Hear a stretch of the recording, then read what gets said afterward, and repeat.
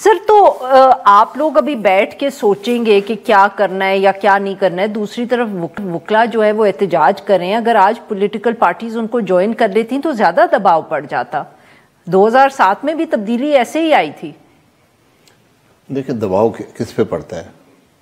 वो लोग जो रात के अंधेरे में ऐसी आईनी तरमीम करें जो आइन की रूह से मुतसादिम हो, जो इस पूरे निज़ाम से मुतसादिम हो, उनके अब क्या एहतजाज करेंगे? तो सर 2007 में भी तो एहतजाज ऐसे ही नहीं हुआ था। अब सीरियस क्वेश्चन सर, तब भी तो एक 2007 के एहतजाज की हकीकत बड़ी फर्क है। अच्छा बताए ना सर। नहीं मैं नहीं बताऊं तो बेहतर है। नहीं सर नहीं सर, अब यू हैव टू टेल। अब बताएं, आपको बताया मैं बता देना सर। अब 2007 की क्या क्या सर उसकी क्या की मैं उसका एक वाकया आपको बताएं सर। मैं उधर मुझे कोई पता नहीं था ये मामला हो रहा है, तो मैं गुजर रहा था सुप्रीम कोर्ट के सामने से। अच्छा, जब एहतजाज कर रहे थे वकला? नहीं, उस वक्त ये शुरू नहीं हुआ था मामला। अच्छा। उसी वक्त शुरू हुआ था। मुझे इस बात, मैं असेंबली में नहीं था, मुझे इल्म नहीं था। अच्छा। मैं सुप्रीम कोर्ट के सामने से गुजर रहा था। अच्छा। तो मैंने देखा कि 20-30 नौजवान बिल्कुल ब्रांड न्यू कपड़ों में, वकला के कपड़ों में, उनके वो वर्दी उस वक्त सिल की आई थी। अच्छा। बेहतरीन काले कोट में। अच्छा, यू सेइंग वो मतलब कि वो जो आपने दीवार देखी है वो कम से कम 10-12 फुट ऊंची है। कौन सी दीवार? जो इसके बाहर है सुप्रीम कोर्ट के। अच्छा। जो सलाखों की दीवार है जी, उसको वो फलांग कर अंदर घुस के पुलिस को मार रहे थे वकला। अच्छा। तो आपको ऐसे वकला चाहिए अगर आपने तहरीक बनानी है। उन वकला को तलाश करें। वो किसने भेजे थे? ये भेजे जिससे भी थे। हाँ। आप कह रही है कि ये तहरीक नहीं चल रही, वकला एहतजाज, आप भी शामिल हो जाए। ये कह रही थी मेरे शामिल होने से कुछ नहीं होगा। 2007 में भी सर जब पॉलिटिकल पार्टीज ने वकला के एहतजाज को ज्वाइन किया तो मतलब कि लगता था मुल्क में बहुत जाल आ गया। ये अभी पॉलिटिकल पार्टीज बाद में आई है ना, है पॉलिटिकल पार्टीज बाद में आई थी।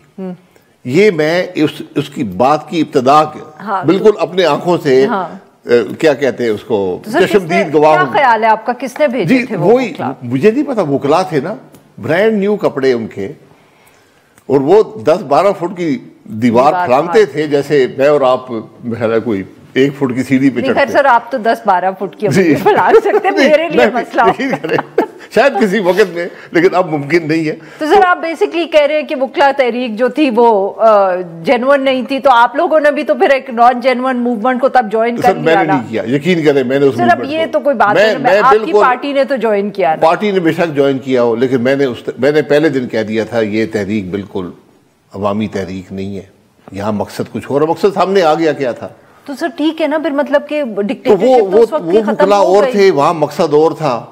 सर बट मुझे बताएं कि to some extent where it ended up which was के एक डिक्टेटरशिप मुल्क, तीसरी डिक्टेटरशिप इस मुल्क से खत्म हुई, तो वो अच्छा नहीं था? पता नहीं। अच्छा। तो सर फिर आप ये नहीं, तो सर मैं अब देखिए मैं ये कह रहा हूँ ना कि वो कोई ऑर्गेनिक एहतजाज नहीं था, वो सारा मैनिपुलेट किया। तो पाकिस्तान के अंदर यही तो मसला है ना सर, ऑर्गेनिक क्या होता है? आप भी याद है किसी जमाने में कहते थे कि वोट ऑफ नो कॉन्फिडेंस इस मुल्क में नहीं कामयाब हो सकता जब तक एस्टैब्लिशमेंट साथ ना हो, और फिर वो जब हुई तब हमें पीडीएम की जमातें कहती रही कि ये हमने खुद की है और ये कॉन्स्टिट्यूशनल है। बाद में उसकी भी सच्चाई हमारे सामने आ गई। नहीं, उसकी सच्चाई बड़ी वाज़ेह है कि इमरान खान साहब अक्सरियत खो चुके थे, उनको एस्टेब्लिशमेंट ने कायम रखा हुआ था। जब एस्टेब्लिशमेंट हट गई तो खत्म हो गई बात।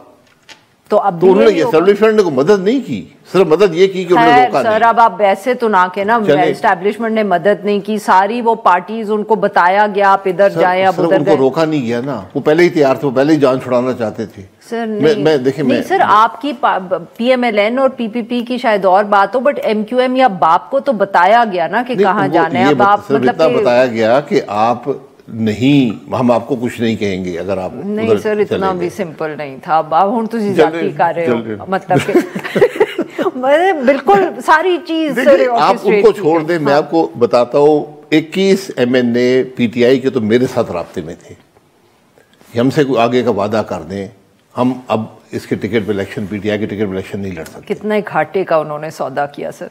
नहीं वो नहीं आए ना, वो तो सारे अभी उधर ही बैठे हैं। नहीं सर, कुछ जो नहीं वो तो मैं कह रही हूँ ना सर, उस वक्त सबका ख्याल था कि पीएमएलएन की टिकट बहुत मजबूत है, तो फिर उसके बाद थी उस वक्त थी, 10 मई तक थी, नहीं तो 10 अप्रैल तक थी। तो फिर मतलब कि what do I say about the political party. ये कह रहा हूँ कि अक्सरियत वो खो चुके थे, ये जमातें ना भी आती, उनके अपने लोग इतने टूट चुके थे कि एस्टैब्लिशमेंट ने ही सारा कुछ ऑर्केस्ट्रेट किया एंड तक।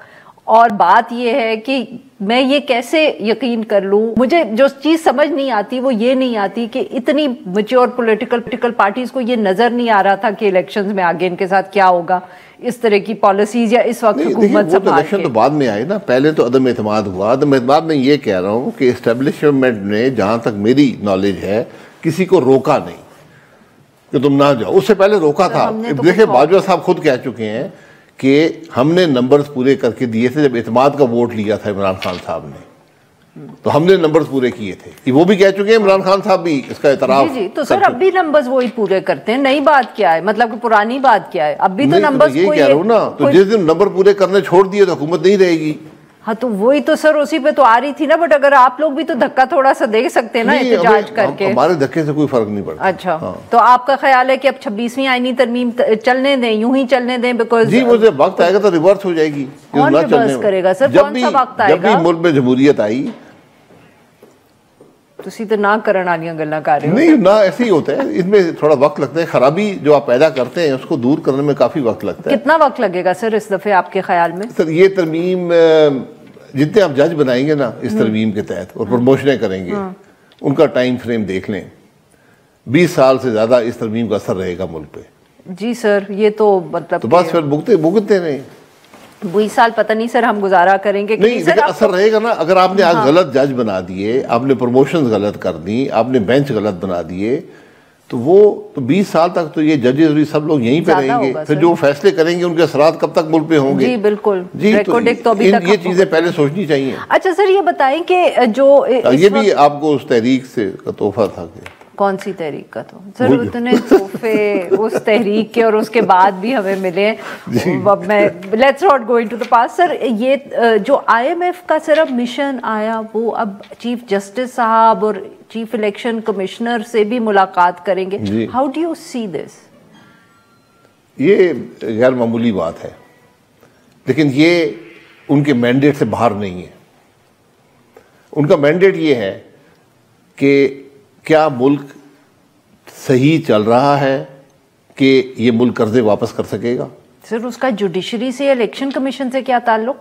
जी जुडिशरी का ताल्लुक मुल्क में रूल ऑफ लॉ से है। वो चीफ जस्टिस साहब ने कहा कि चीफ इलेक्शन कमीशन का ताल्लुक मुल्क में रूल ऑफ लॉ से है। अगर मुल्क में, मतलब आज क्या कह रहा है IMF कि मुल्क में रूल ऑफ लॉ नहीं है। You think that's? जी बिल्कुल, ये उनका ये कंसर्न है कि आप जो है, आप इतना दूर चले गए हैं कि आज आपके मुल्क में रूल ऑफ लॉ नहीं है। तो अगर जुडिशरी काम नहीं कर सकेगी, अदल का निज़ाम दुरुस्त नहीं होगा, तो फिर कल आपकी इकोनॉमिक ग्रोथ भी नहीं होगी, जिसके वो जिम्मेदार हैं। दूसरों के लिए भी 100 अरब का जो कर्जा है मुल्क पे, उसके वो जिम्मेदार हैं। दुनिया जो उनकी ओवरसाइट है उस पर रिलाई करती है। दूसरा चीफ इलेक्शन कमीशन कि अगर इलेक्शन कमीशन यानी कि अगर मुल्क में इलेक्शन चोरी होंगे, पॉलिटिकल स्टेबिलिटी नहीं आएगी, मईशत ग्रो नहीं करेगी। सब लिंकेजेस हैं आपस में। इसलिए वो गए हैं कि अब उनकी अपनी एक हद तक वो खराबी एक्सेप्ट कर लेते हैं। अब मुझे जो बात समझ आई है कि उनकी जो भी वो रेड लाइंस हैं, हमने उसको क्रॉस कर ली है इन दोनों मामलात में, जुडिशरी के मामलात में और इलेक्शन के मामलात में। तो सर मतलब will we now, but what do you expect कि अभी सिर्फ अगर आप ये कह रहे हैं कि जो आपको लग रहा है कि वो क्या समझ रहे हैं, तो फिर वो सिर्फ एक मुलाकात करके तो उनकी शायद तसल्ली नहीं होगी ना। वो शायद फिर कोई आपको अब इस हवाले से सजेशंस भी देंगे या आपके कोई वो रिफॉर्म्स का भी, जैसे किसी ज़माने में उन्होंने कहा कि आप स्टेट बैंक के हवाले से लॉ पास करें, तो क्या आपके ख्याल? हमने कर दिया, मजबूरी थी। तो आप ये भी कह सकते हैं कि आपने जो तरामीम की हैं ठीक नहीं है, अदल का निज़ाम अब तबाह हो गया है। ये वो देखिए, अभी उन्होंने एक फैक्ट फाइंडिंग कर रहे हैं ना कि है क्या मुल्क में। तो सीधे चले गए चीफ जस्टिस के। आपको पता नहीं कौन से चीफ जस्टिस से मिले हैं? या आफरीदी साहब। अच्छा, उन्होंने कहा चीफ जस्टिस पाकिस्तान है जी, और उन्होंने कहा कि अदलिया पाकिस्तान में आजाद है। उन्होंने बता दिया। उन्होंने बता दिया सर। IMF ने शायद ठीक है, तो IMF यकीन कर लेगी जी, कर लेगी। मेरा उन्होंने 26वीं तरमीम नहीं पढ़ी हुई सर। हो सकता है कि वो इलेक्शन कमिश्नर से भी मिले और वो उनसे कह दे कि मैंने बड़े अच्छे इलेक्शन कराए हैं। मतलब कि हम रोक तो नहीं सकते ना सिकंदर सुल्तान राजा साहब को ये कहने से। तो but then what next sir? मतलब कि अब ये तो नहीं हो सकता। अपनी वो देखें, this is part of their fact finding, their assessment of the situation. वो असेसमेंट करेंगे और आपको पैसे रिलीज कर देंगे।